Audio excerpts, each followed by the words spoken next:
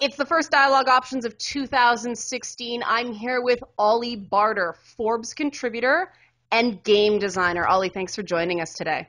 Hello. So, game designer is a big title. Yes. And Forbes contributor is also a big title. Forbes is a really eclectic service. So, I don't want to put words in your mouth. Tell all the people out on YouTube what it is exactly that you do. Well, as a Forbes contributor, I write for Forbes and I cover games and Japanese pop culture. So anything that kind of falls under that remit, I can cover. And as a game designer, there are lots of different types of game designer. Game designer is kind of more of a discipline that, and this is going to be a bit of a complicated explanation. Basically, so I kind of fall in the systems gameplay area of game design. But so there are lots of different game designers. You have things like a technical designer who does a lot of scripting and AI routines and things like Lua or a scripting language for a game engine. You then have like audio designers who do all the sound.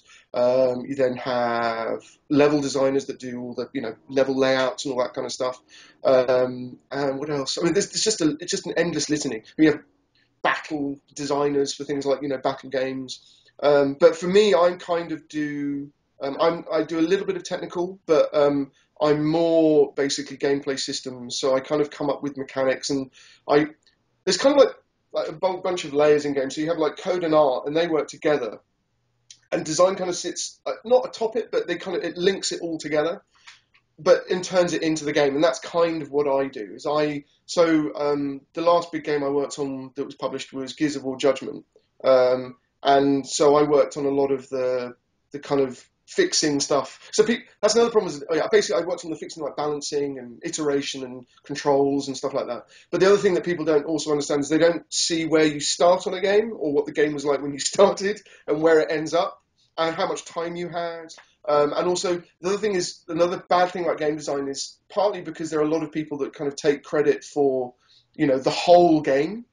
So, when I say I'm a game designer, everybody assumes that I'm responsible for all the kind of things that happened. Like, why did you do this? Like, that's not me. I was asked to do this, and I had to kind of make it work. So, a lot of like the high-level design decisions tend to come from other places, normally from a publisher, and then I basically have to make that work. But yeah, basically, I'm working. For me, what I enjoy and what I like to do, and what I tend to do is I work within the guts of the game, and I'm kind of iterating and playing it and making it kind of feel fun. And that's the other thing is a lot of people, systems design is also you're planning out systems and stuff, but the gameplay side of it's much more instinctive because the first thing you do when you play a game is actually you pick up a controller and you're not logically thinking, I'm going to press the X button now and I'm going to go forward. You just instinctively do that. You know that. So there's kind of this you just have to kind of know how that feels, and that just comes from normally most of the people that I think that tend to do that quite well come from a testing background. So I've done a lot of testing as well back in the day. But yeah, that's a very long, windy explanation of kind of roughly what I do. But it also varies massively between companies as well. There's a huge variation. So yeah, based on I guess number of employees, how the responsibility is spread around. And you've worked for some big companies, obviously, so everybody's job is very defined. But I want to go back to that thing you said about intuitive game design, because I'm a design by feel person. I think it's got to feel good, and you can think it out as much as you want, but when you get into that play mode and something just feels bleh, then it feels yuck. And I think gameplay is the thing everybody's really bullish about. Everybody knows it's important, but I also think because it's sort of the newest language we've added to media, it's the most poorly analyzed and the most poorly understood element of video games. We sort of know how to analyze narrative. We know how to analyze character. We know how to analyze color theory, whether a level design looks visibly pleasing, but how it plays, we don't have terminologies. We don't have consensus about what's good and what's not, because it is very jazz. You sort of have to feel it and see if it feels good. There's a very good reason for that, and there's a reason why it's different from things like narrative and, because narrative, there is a kind of a cerebral, element to it. And there's definitely an element, like a cerebral kind of layer to games, like, the story and the objectives, but the nitty gritty of what you do, the reason why it's very difficult to do, and why the language is very, well, there isn't really kind of much very specific terminology, is because specifically games interface directly with the subconscious. And that makes it very, very difficult to actually analyze it in a kind of a logical way. And this is one of the biggest problems that gaming has, is big businesses want formulas. They want, like, what's the formula to do something so we can recreate the formula and make lots of money? And gaming is the one that has eluded that for 30 years. And I think it will continue to do so, because ultimately the core of what a game is basically, I call it, cognitive firmware, because basically it's really, really low level. I'm not thinking when I'm playing like Armored Core, and the controls for those games are incredibly complicated, and I can basically play through that really, really fine with no problems whatsoever. But it's, in order to design something like that,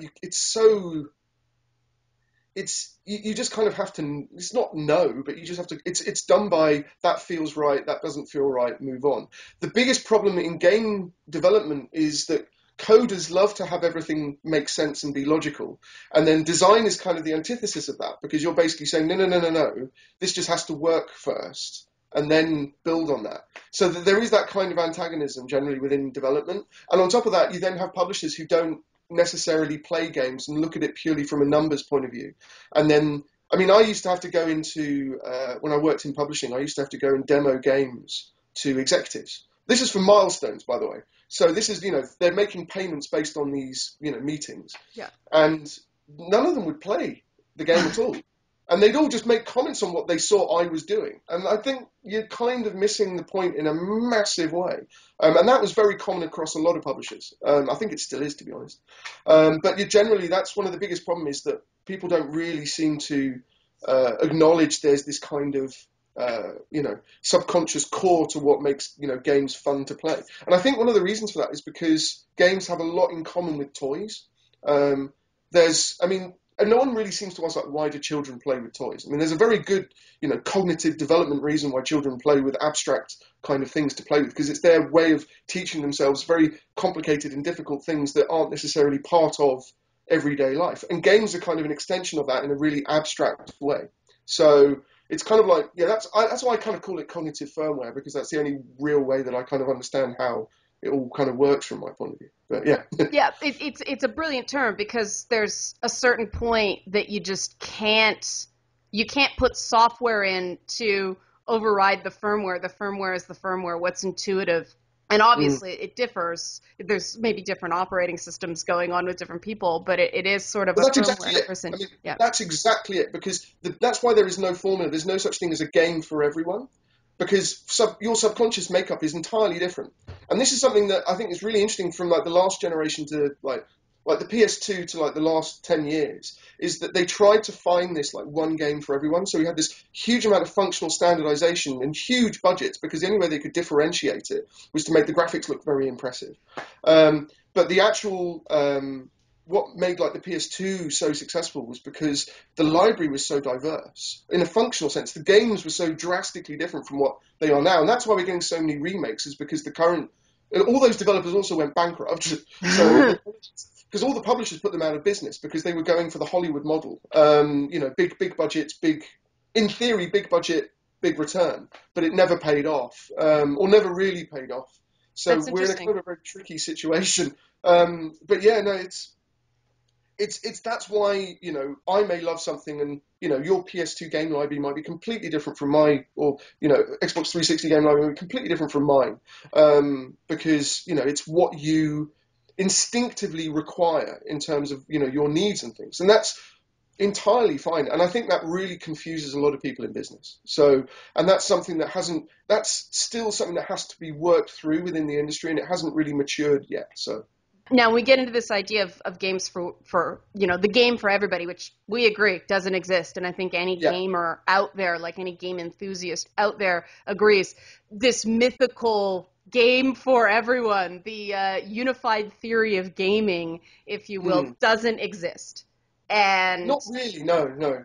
There is. The big danger also is like, because when you have like standardized controls and input, it makes it accessible to people that are familiar with that type of input, but it dissuades people that aren't interested. So, for example, the first person controls that is now ubiquitous across a lot of games now.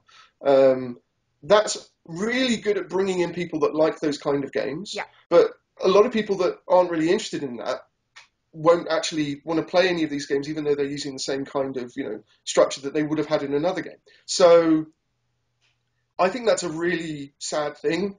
And again, it's very much publisher driven. That's interesting. Which is again, I think, a real problem. But I mean, you're right. I mean, gamers instinctively know that they know, what kind of games they like, and the kind of stuff that it's different for everyone. But that's the kind of thing that business people absolutely hate.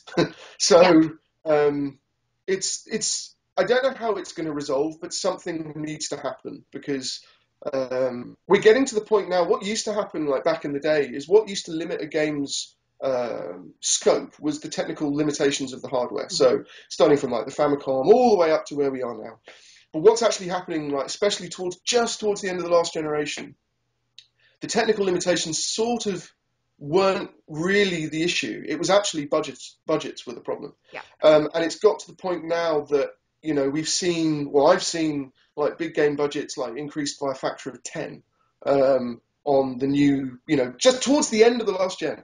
Yeah. And this is like the biggest challenge that people are facing now is they're now having to realize it's not just about what, we're not trying to just push the hardware. We've actually got to figure out, okay, what are we actually trying to do? What are you actually going to play? I want to ask you about those budgets. Because, this is a very touchy, dangerous subject. Yeah, I don't know even how much you know about this, but I keep getting asked, and this is just something that as a game reporter, I don't know. How much of that ballooning in the budget has been the actual cost of making the game, and how much of that has gone into the things surrounding the game, be that marketing, trade shows, advertising, TV buys. Well, I was talking specifically about development budgets, but marketing budgets have always been very large. In terms of like the development budgets, it really varies. But broadly speaking, the biggest change is that the moment you start increasing the technical capacity of your hardware, so basically what it can do graphically, then you have to match that. And you don't have to, but a lot of people push to match that. And the moment you start doing that, it means that basically the vast majority of new, games, the budget goes on the art. It's the content generation. Somebody has to make that. So on Gears of War Judgment, there are about 60 people in the studio, of which about, I think, 10, 15 of those were level designers. I was one of 2 game designers. And then there was about an army of artists and a few coders. Quite a few coders, but a lot of art. A lot of it was art animation. It's what you see. That's what's the cost. Also, a lot of any kind of cutscenes also tend to bump up the budget as well because you're effectively trying to make a movie in a game. Right. So that makes things very expensive. And because everyone's now trying to go down the movie route with games and try and make these kind of movie-like games, the budgets kind of tend to go from there. But there's also a lot of problems with things like if people, best way of understanding how you build a game is it's like building a house. Right. And you start with foundations, like the prototype of what it plays, and then you build on top of that. Mm-hmm. The problem is when you start need to go, oh crap, we need to change the, the low level, something that with the controls doesn't work, or something that's very fundamental to how the game operates. You can't just go in and change it because then the whole house falls down. So you have to basically start from scratch. Now, what happens later on is, this is really, basically, if people kind of don't think things through properly or a decision comes from outside the developer where they have to make a big change, they then have to start again, and that basically is a huge cost. So that happens. So there are some really big games that either they have a lot of art or they ended up having, not quite getting it right and eventually having to rebuild everything all over again. That's kind of where a lot of the development budget goes. Tends to, but it does vary. I mean, there are some instances where one company got, I think the overtime laws wrong, and then they ended up having to pay double the. Yeah, so that kind of stuff happens as well. So Wow. So yeah. it's that iterative process that everybody's in awe of now that's driving up the costs, it sounds like. The do it again, do it It again, do it can, again. not always. I mean, it's primarily the biggest cost increase driver is basically graphics. Okay. It's trying to leverage the new, the new technical, boundary that has been set by the new hardware. That's the main thing. What's really interesting from a Japanese point of view is that they don't really feel the need to kind of try and make photorealistic movies. Right. So the budget for them, because the emphasis isn't there for them because they don't have Hollywood. They just want to kind of make a fun toy. So they're just focusing more on what it kind of plays like generally. So generally the graphics aren't as big a driving force. But it tends to be when you have, the big budget stuff. I mean, the reason why the big budgets are big budget is production value. It tends to be just the art. But there are instances where they kind of get things wrong or decisions change, and then you just have to kind of start from scratch. Otherwise, or the result, if you don't do that, is you end up with some kind of Franken game where you've got these bits like that don't make sense that are just all over it. It's like, and that happens as well. So, because the thing is also is a lot of people from publishing kind of treat or try to treat games a bit like movies. Yeah. So they kind of think, oh, we can do a reshoot. We can go back and we can just add this thing in that we didn't have originally. But games are kind of built the opposite way. You can't do that.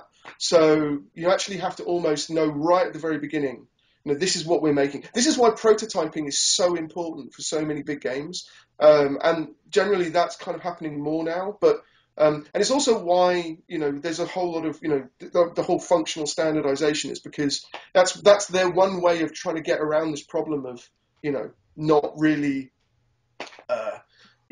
understanding what things happen later on in development. And also the whole thing is that you want game development to be iterative. You want people to actually go, oh, okay, there's something like you were saying, there are things you can't possibly plan for, that are happy accidents. And that's a lot of game development. Oh, wow, I didn't think of that. That's really awesome. And you're trying to integrate that. But yeah, generally that's good. But the problem is when it's like something outside of development and they don't know how the game has been built, and then that's just catastrophic a lot of the times. So. Yeah, I mean, my big thing, my mean critic moment is if a game doesn't have a playable demo at E3 or the pre-holiday preview, I expect it to be a hot mess because of precisely what you said, that if they don't have those fundamentals down in something that I can play, something is going on behind the scenes, because why wouldn't you? The demos, I can hear what you're saying, and Yeah. that's kind of interesting, but demos are an interesting thing because broadly that is actually right. But the thing about a demo is that it's actually really difficult from a development point of view, is you almost have to stop making the game and actually make the demo. Yes. You can't just kind of like slice off a bit of the game and go, there's the demo. That's right. You actually have to make the demo. So a lot of the time there's two things. One, it can be that they don't actually have the core mechanics bedded down properly. That does happen. Or they simply don't have the money or the time to actually make the demo, because that would then impact on what they can do on the main game. Because the thing is, you're always against the clock. Right. Because you've got to get the game out as quickly as you can to the highest possible quality that you can. And the problem is, anything that kind of impacts on that ends up, anything that kind of limits the amount of time you have means that the end quality is never going to be as good. I mean, the reason why you get buggy games is because they're released before they're finished, basically. Right.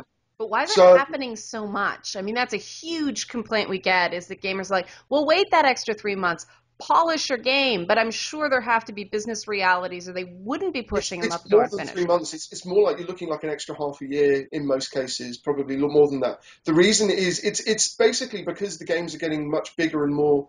They're on more powerful hardware. The technical back end is a lot more complicated. And modern games are incredibly multifaceted in terms of what they can do. So, it's purely down to, the technical increase of what hardware can do, really. And that games are trying to match that. And that's where... so the more complex the game is, the harder it is to basically make sure it is entirely polished. That's why you look at a lot of, Nintendo games, is they don't try and make them, these photorealistic movies. They're really kind of focused on what they're trying to do, and they do that thing very, very well. And because they can do that, they can then find, all the bugs and polish it to a fine sheen. But the reason why we're also having it now is it's kind of a double whammy. It's because the budgets are going up because of the increased art budgets, and because everything's much more technically complicated, because everything is now, you can do more effectively. It's kind of both of those, and then the publishers are very, very anxious to get the games out as quickly as possible to get a return on their investment.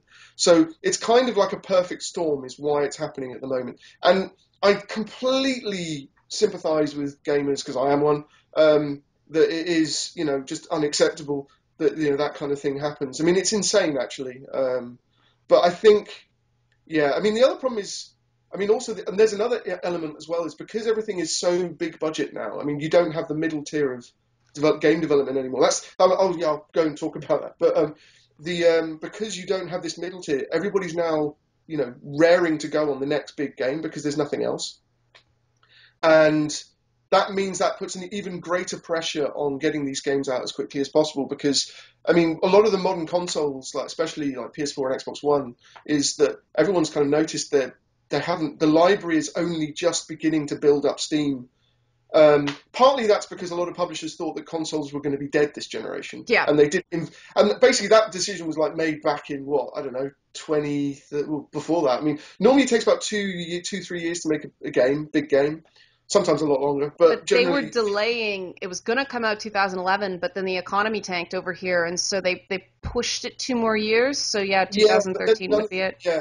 And then none of the publishers started developing for it. So a lot of the major games that came out were kind of, first party from Sony or Microsoft, and because of that, and then when the consoles sold crazily well, and everyone, oh my God, consoles aren't dead, mobile isn't the answer. There was a big hiccup that had nothing to do with Sony or Microsoft. It was purely the publishers.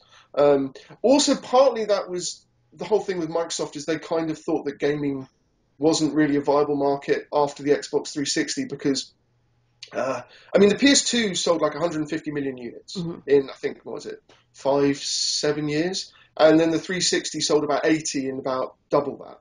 Mm-hmm. So, this is broadly speaking. I'm not being very accurate on the numbers, I suppose. But the thing with that is that Microsoft said, that it's not like a growth market for us.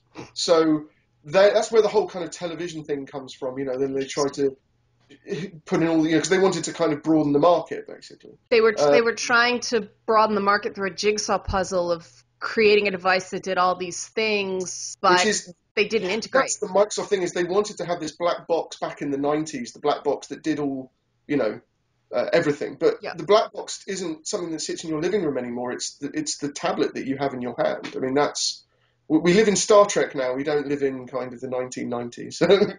Well, how do you see VR changing this paradigm? Because, there's been a ton of stuff recently about the cost. And, it's splitting. There seems to be this constant pendulum swinging of games are for kids, games are for early adopters, games are for families, games are for single men. And games for everyone. Everybody plays them to a different degree, and they have different requirements. The thing with VR primarily is that what we're seeing at the moment is VR is basically a peripheral for host hardware. Right. So with the Oculus, you've got it for a PC, for PlayStation VR, it's for the PlayStation, that kind of stuff. So I think it's the other thing, which is another thing that people don't really, I kind of mentioned it briefly in a recent article, was that VR is primarily a visual and partly oral, but visual immersion device. Mm-hmm. The real thing that is important with the game is how you physically interface with it. How do I control the game? And from a VR point of view, all it's really changing is the visuals. Now, if you then start to have to go, I'm going to have to recreate, one-to-one motion to control this game, then at that point, you're missing the point of what a game is. A game is not a simulation. A game is an abstract toy.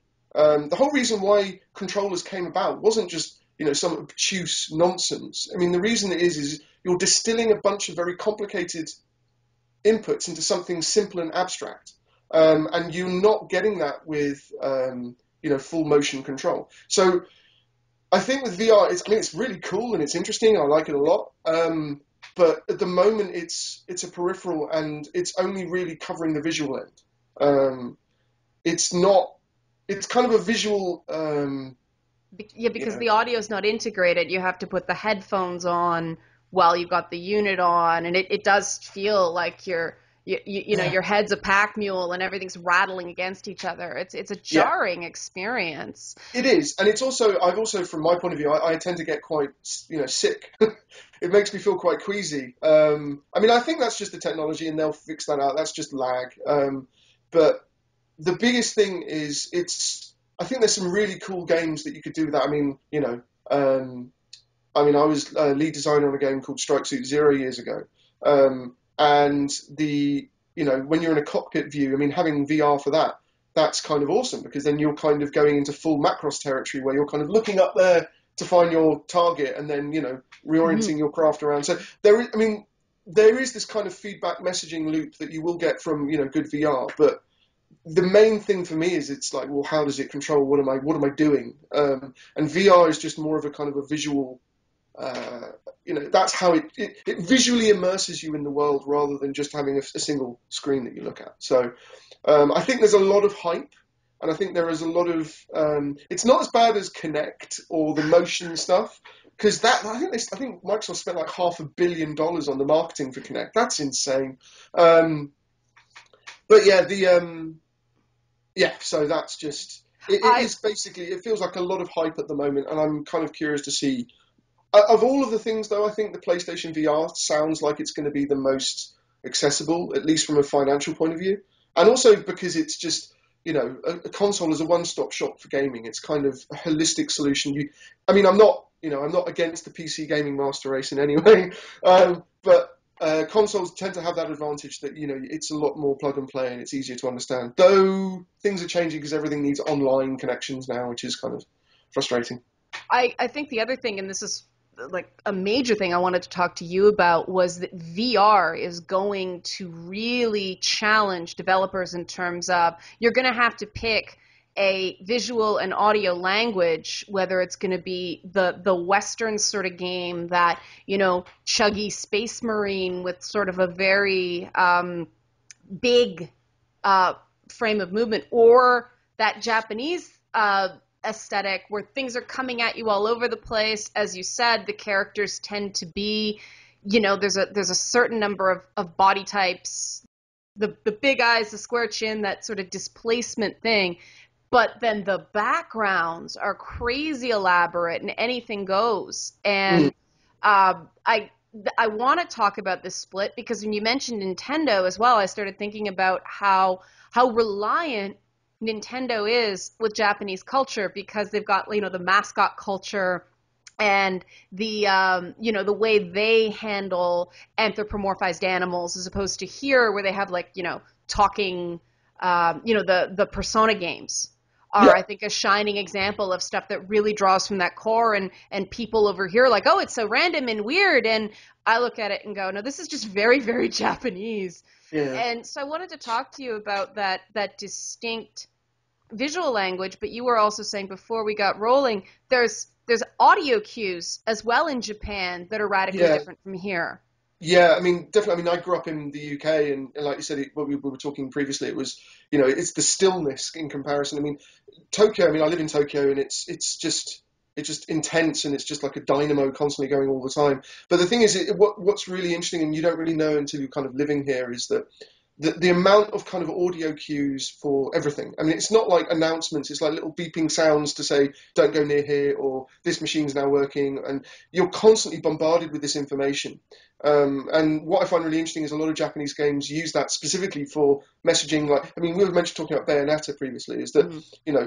there's a lot of really specific audio messaging. Like, if there's someone behind you, you know who's behind you and the attack they're about to initiate, how far they are, and that kind of thing. And um, that I think is really, really keyed into, just the fact that culturally these audio cues are part of everyday life and they're just being used in games. And so from a VR point of view, I definitely think that's going to make things really, really interesting. But but a VR again, it's just the kind of the messaging side of it. It's not the input. Right. So I'm curious to. I mean, it's going to be really interesting. I mean, this year is when it's all going to kick off. I Well, think. they're I don't want to talk trash or anything like that, but I feel like they're really going back to that controller as a crutch. Like, it's still that conventional controller with just a different, like you said, a different display, as opposed to something that, like, I'm very interested in those Oculus controllers, the separate, the two hands Yeah. functioning independently, because that might actually give, somebody like you new tools to play with. You don't have the four buttons on top and the triggers and the bumpers, and the configuration's Yeah. changing. Yeah, I mean, as long as it's not like one-to-one where I'm moving my hands and my hands move in the real world, because that's a bit, well, it's goofy and it's just, well, I'm not doing a game then. If I've got like multiple inputs that are on across my hands and this one input does something different, and then that's really interesting. I mean, you can do lots of really cool things like that. And to be honest, I mean, a lot of people criticized the Wii that they were trying to do one-to-one motion, but a lot of the Wii, even the motion, it was kind of really abbreviated. Yes. They were trying to kind of distill very complex motions into very simple ones. So that which is something I think to a degree, Sony kind of misunderstood, and definitely Microsoft misunderstood. Because they think, oh my God, you're just doing one-to-one animation. They looked at it very superficially. I mean, Nintendo ostensibly is basically a toy company. Yeah. So, I mean, that's their history. That's where they come from. That's how they approach things. In that sense, I think they're kind of closer to what, they understand the core of what a game is. So, I mean, because the core of a game is something like a toy. I mean, it's not actually a toy, but it's kind of an abstract version of that. Now, I But mean, yeah, where yeah. you are, Japan's completely embraced that idea of games for adults, though. I mean, there's this whole sort of culture war thing going on about, oh no, Bayonetta's got, those scenes where she arches back and they come and it's like a close shave and it, catches her shirt. There's that sort of tee hee hee scene. If you watch a lot of anime, it means one thing. If you watch a lot of Western movies, that's a completely separate. It sends a different message. The intent of the message and the reception of the message are not the same thing. No, I mean the thing is also it's this like what do you define as adult? Because like I said, I mean I worked on Gears of War and that was incredibly violent and you can chainsaw people and there's blood everywhere. I really And liked in it. Japan, yeah, and in Japan those are known as Z-rated games. You have to actually they're like top shelf, and those kind of games primarily in Japan are all Western. Really? Yeah, the violent, really violent, gory games, there aren't that many really violent, gory Japanese games. So when people talk about adult Japanese games, what they're actually saying is tits and arse. They're saying there's too much. It's a sexual thing they're talking about primarily. So you're saying in Japan, though, that something like Dead or Alive Extreme or Bayonetta would rank on a lower rating in terms of age classification than something like Gears of War? Absolutely, yeah. Wow. That's cool. I want to go to Japan. I mean, Gears of War, you have there's porn games, and those are definitely adult. Right. But something like, Dead or Alive Extreme is just girls in bikinis. So, I mean, as far as as far as it's concerned here, that's like, okay. It's, yeah. But no, I mean, there are some violent Japanese games, but, it's really Silent hard. Hill is terrifying. I mean, Yeah, I mean, that's terrifying, and it is a bit gory, but it's not like the kind of, jib fest that you get in like most Western shooters. I mean, in Fallout 4 and, I can, see people's heads explode and there's, bits of their innards everywhere. And that kind of stuff is, that's adult here. Is that possibly because Japanese doesn't have the same sort of, I don't want to say they don't have a martial culture because they very much do, but they don't have the same militarized culture over there. Is that connected? I don't know. I mean, one thing that happened a few years ago is, you hear these like people flip out, and guy got out, I think somewhere in Akihabara with a sword and started trying to decapitating people. So anything kind of to do with decapitation is like a big no-no. So things like that. So so that kind of stuff is like, so when you like do headshots, like in most Western games, that's like a no. A headshot's fine as long as the head just doesn't go. It doesn't come right off, like it isn't really brutal. You're not decapitated. So I mean, there is that, but that's a very specific thing. The reason I know about that was because I worked on a game years and years ago called Burn Zombie Burn, where you could destroy zombies with like shotguns and stuff, and then they just jib everywhere. And one of the biggest worries that the ratings board in Japan had, because we were trying to get it released in Japan, was that, okay, when you shoot them, does the head come off separately? And we had to change the blood, I think, from red to green. I think that was another thing we did. So things like that. So from my experience, it's more down to the gore and the violence. That's how, games are to be, thought of as being, violent. And even though Bayonetta does kind of have blood and some kind of weird It's gore, not the same. no, it's not the same. It's not the same So, as something like The Evil Within. yeah, You I know. mean, no, but the things like this, the sexualized nature. I mean, that's just kind of, that's fine, really. Well, I mean, you're not going to see a woman like Bayonetta walking around the streets of Japan, are you? I mean, it's not. well, um, well, I mean, that's something that I've been living here now for 2 years, Okay. and I mean, well, two things. I'll kind of preface it before I get into that, but I mean, one thing I find really funny from a professional point of view is that in the 10 years I worked in, the Western games industry, 10, 15 years, I only, I think, worked with ever two women in the games industry. I mean, as in Okay. with actual developers in. We're getting good now, Ollie. We're getting good. Keep going. I only really worked with two women, really. I mean, not in like production. I'm talking like artist, animator, Right. coder, or designer. I only really worked with two ladies, lovely ladies. And since coming to Japan, I mean, my last company, half the company was women. I Okay. mean, I'm talking, artists, coders, designers. So when people kind of say that Japan is somehow, backward when it comes to kind of being a patriarchal society, hello. I mean, I've worked with more women in the 2 years here than I have in my entire career in the West.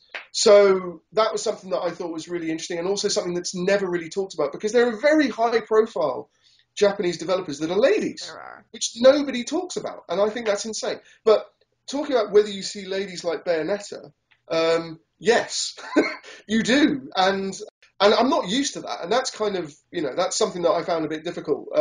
It's like, well, this is not something I'm used to. So, not that I mind it, but it was kind of it's very in your face, Okay. and that was something that So Bayonetta doesn't actually stand out as being a weird thing to my mind. Now that I'm here, it's just like that's kind of par for the course, really. But Now, it sounds like there might be a bit of a link that there isn't this sort of violence in media culture the same way. So there isn't that feeling of, oh, if you go on the street, you're going to get groped, you're going to get taken into an alley and attacked. Is I that think there is. there There is is. still? I think that's true anywhere. I mean, I'm not sure if it's like this kind of rape culture thing. I mean, I'm not well versed on any of this kind of thing really. But I don't think that that kind of thing doesn't happen. I mean, I'd be amazed if it didn't. You're definitely judged on what you look like, a lot more. That's interesting. So, So, and what I'm a fat tubby hobbit, so that doesn't really go down very well. I like hobbits. Well, thank you, Like thank you. hobbits. I actually call my husband a hobbit. That's very funny. You're my type, Ollie. This just got Okay, okay, awkward. okay. Uh, Well, yeah, professional. Um, yeah. what happens in a Japanese company working there when a story like this breaks that everybody over here is freaking out over girls playing volleyball in They potentially don't sexual understand. It doesn't make any sense. They kind of don't really know.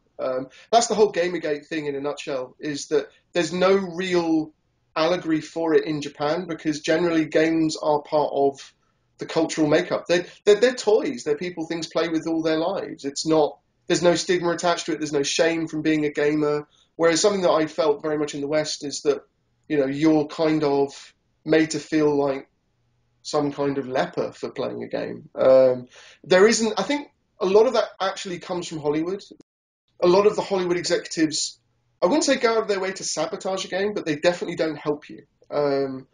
They view games as a threat, which I think is stupid, and I think they're completely wrong, because games and films are chalk and cheese. They're completely different media. Yep, and But study after study after study has confirmed exactly what you're saying, that yeah, people will do both, or you can't get someone to go see a movie necessarily because they play the game, and vice versa. A movie yeah, doesn't necessarily adapt a game. It's got to be a good film or it's got to be a good game. So yeah. you're But spot they're on that always. way. I mean, they used to be worried, like when you do like a film tie-in game, that the game would be better than the movie. Really? And that was like, that's good, isn't it? And they were like, no, no. And so I mean, not in so many words. So that was really strange. And also generally the production of how a game is made and the production of a movie's production tends to be a lot shorter than a game's. So there is this kind of problems when movie tie-in games don't tend to be very good because they're released way before they can be finished. Right. So that's more of a production problem. But generally the biggest problem tends to come from, in the West, definitely from Hollywood, where a lot of the stigma and shame that's attached to gaming definitely comes from the social status and the prestige that Hollywood has accrued over, I don't know, a century or so, and they're terrified that they're going to lose that. So a lot of the reasons why people are kind of switching over to the holier than thou moral high ground is it's not that they actually believe in any of that. They're just trying to kind of, I don't know, they want to be liked by people that fundamentally hate them, I think is the best description. And none of that really exists in Japan. I mean, Hollywood doesn't. I mean, Hollywood kind of has an effect here, but it's not in the same way. And then you have things like anime and manga, which is much more part of the pop cultural makeup than films are. And then, with a few exceptions, but generally, I think gaming here doesn't have this kind of stigma. So when people, go absolutely insane over, Dead or Alive, like, why are you not releasing it? I mean, the response here is like, to the people that even know about it is like, well, it's because confusion, they don't understand. Right. And that's why I think a lot of the Gamergate controversy didn't really sort of energize, gamers here, because they didn't feel that, well, they didn't have any kind of frame of reference, like, why is this happening? I mean, when you explain it to them, they go, well, that's crap. I mean, games are great. They shouldn't, you shouldn't be ashamed of playing games. So in a kind of a nascent way, the Japanese sort of gaming sort of fan and community is very much on the side of gamers, definitely. Right. But they don't really understand why they should be, I play games all the time. There's nothing wrong with it. I mean, I had a really good friend at my last job, a lady who I used to play Gundam Extreme Versus with her every night pretty much, because online.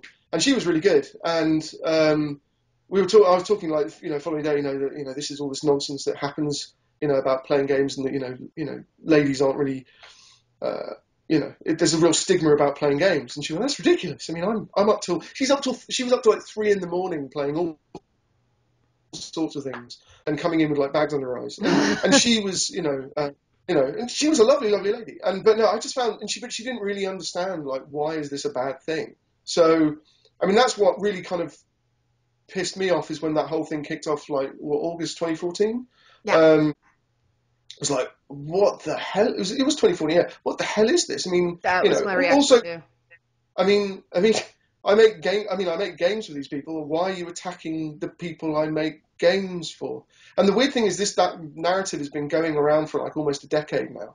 And it's been building around in the background. So it's gone back to the 1990s in my experience. Yeah. Yeah. But I mean, the actual whole thing that gamers are dead, specifically, that was something that kicked off around, that I saw in like at least a decade ago. I guess it waned some, because I mean that happened with Atari Shock, that happened with the in '83. Wow, I'm admitting my age now. I was around for that. That's fine. It happened then, and then when Mortal Kombat brought that arcade experience back. It was sort of, well, consoles are dead, but now it's coming back to being a more, and then that that beautiful hybrid where you could go home and practice and then go to the arcade and play. It almost became like they had them in universities and they had them in colleges and things like that. But then when it regressed back into the homes, which was around, yeah, I guess you're right. It was sort of the turn of the millennium. So 98, 99, 2000, that's when I started hearing it. That, gaming was for people who had no lives and didn't go out, and it was a very solitary activity. That's when I first started hearing it. It was like, are you nuts? Like, yes. That was my first experience. But is there, because Japan has had sort of a more tech-reliant culture from the beginning, is because there's so little space and everything has to be built up, right? Yeah. Do you think that has something to do with less stigma of that whole thing of gaming rots your brain, or it turns you into some sort of, socially deviant something or other, or is it just not practical to think that way where you are? Well, I think again, a lot of that kind of where the stigma. I don't think that comes from within gaming. It comes from outside, Right. and that doesn't really exist. I mean, the technical. I think the gadgetary element, the technological kind of vibe of it, yeah, that's kind of something that's still very much a thing in terms of what pop culture and what people like. But a lot of it is also it's more of a practical point of view. It's like, well, I've got this much time. Japanese, in a Japanese company, you work very long hours, Yeah. so you have very little free time. So this is one of the reasons why mobile games have been so, or they're beginning to wane now, but they have been so popular, is because it literally is I can play games wherever I am in a very convenient, short burst way. Sure. So it was more about the convenience, and a lot of games is like, well, I want to do something, and I'm tired, and I want to actually sort of just entertain myself, and I want to have something that's interesting. So, and games kind of came around sort of in a very kind of convenient way from that. And don't forget, I mean, they still have like really active arcades here. Right. Yeah. And that never went away. Also, gaming really started off as kind of an extension of toys here. I mean, it still is, but I mean, and the whole toy culture hasn't, as you can see with all the amazing toys behind you. And I Yeah, should I actually, would know nothing about this, Ollie. yeah, Nothing about Japanese toy culture. yeah. What? And then I'll show you Nothing my there. boring toy collection, which is This is behind. pretty cool. So yeah, and then you've got yeah, and there's Nightingale in the corner. So, but yeah, I all my that's still I love I've that got too display. many toys now because I review toys, so I get sent lots of toys now. So You live a rough life, Ollie. I know So hard to be got, you. I've got all these. Well, I've got boxes everywhere now. That's the other big problem. How Is do you do both though with the Japanese work schedule? Like you must have I zero get free much time. sleep, Yeah, no sleep. Okay. so I don't sleep much. Yeah. Yeah, basically. I mean, I have to. I mean, toys wise, I tend to cover that stuff at the weekends if I've got stuff to cover. But yeah, no, it's pretty brutal. So So last question. If mobile games are declining in Japan now, if they're dropping off, what's replacing them? Are people going back to consoles? Is it PC? What's happening over there? I don't think it's replaced. I mean, mobile gaming is a thing which is going to stick around forever. It's going to have different. I think the big thing that's changing with mobile gaming here is that the monetization models have really kind of come to a head in the Yeah. sense that people are really used to. They've kind of got bored of it now. And one of the most telling partnerships is the one with DNA and Nintendo, and I think that's really interesting. And I think DNA needs Nintendo as much as Nintendo needs DNA, because DNA are in a tough position. I mean, because over the past few years their profits have been falling, and they were one of the ones that would started the mobile boom in Japan. I mean, they were. And don't forget, the mobile boom in Japan started like way before anywhere else, because Oh they yeah. had really advanced mobile phones for a very, very long time. So, but in terms of like, I don't know, console is definitely something that people have overlooked, it feels, and a lot of stuff is going to really kick off this year from what I'm hearing. As in a lot of, I mean, especially in Japan anyway. There are a lot of games that are being worked on that, should be really interesting. You're seeing But those sort of announcements like Shenmue 3 yeah, finally, and Final Fantasy 7 being remade serial. Like, yeah, that's a weird one. but that's sort of what you were mentioning earlier about serialized games have replaced sort of that mid-grade game. Well, I think what's going to happen now, what we're beginning to see is basically the realization that you actually need that mid tier back. That's kind of like the endoskeleton for the games industry and the medium. So that's kind of what I'm, hearing, or what we're seeing as well is those kind of games are slowly kind of creeping back because they need to. They need to come back. Yeah. We can't But afford to consume AAA all the time at the. well, it takes too long to make those games as well. So Takes the too long to cycle, play them too. yeah. But I mean, the cycle to make them is just so much longer now. So there's going to be huge patches. So you need these kind of mid level games. Also, the mid level games are the ones where normally you have more functional variety as well, and that's really key about bringing new people in. It's not about the same game for everyone. So, but I don't know I don't. What, I think consoles kind of becoming more prominent again here. The PS3, PS4 is selling crazily well. 3DS is insanely popular. Really? We had Monster Hunter. Oh, right, yeah. Monster Hunter's just insane. I mean, when Monster Hunter Cross got released last year, Hmm. like the day that I didn't know, I couldn't remember what day it was released on, and then I walked onto the train, and everyone was just like 3DS. I was like, oh, so it's released today. Then. That's out now. So that's how I found out. But no, I think console's kind of much more, building its way back. I don't know what's going to happen with mobile though. I don't think it's going to go away or anything. I think they're just going to have to come up with something else. And I think the Nintendo DNA partnership is a really interesting, what's going to happen there. That's really important, I think. And things like Pokemon Go, I think Nintendo is ahead of the curve on a lot of this. Yeah, Yokai, they've got that Yokai Watch partnership as well, but it's a Yeah. great little 3DS game. Oh yeah, yeah, 3DS Yokai Watch, of course, yeah. Yeah, That's yeah. a massive sort of series of games. So, So but it's big over there as well no, because it was absolutely massive, and it's kind of dipped off a bit because they oversaturated the marketing and screwed up some of the toy releases. So okay. kids couldn't get the toys, so people went, "Oh, I don't want this anymore." But they're beginning to pick it up again. So Think about that series though. They're quality little handheld games. I yeah, mean, it's hard to impress me, and I'm like, this is actually it's completely not my thing. I'm too old for Pokemon, but this is just a good game. It yeah. feels Well, it's level good. 5. They're awesome. The interesting thing about those games is those games were developed first before the anime came along, and they weren't popular at all Really? until the anime was aired, and then everything went insane.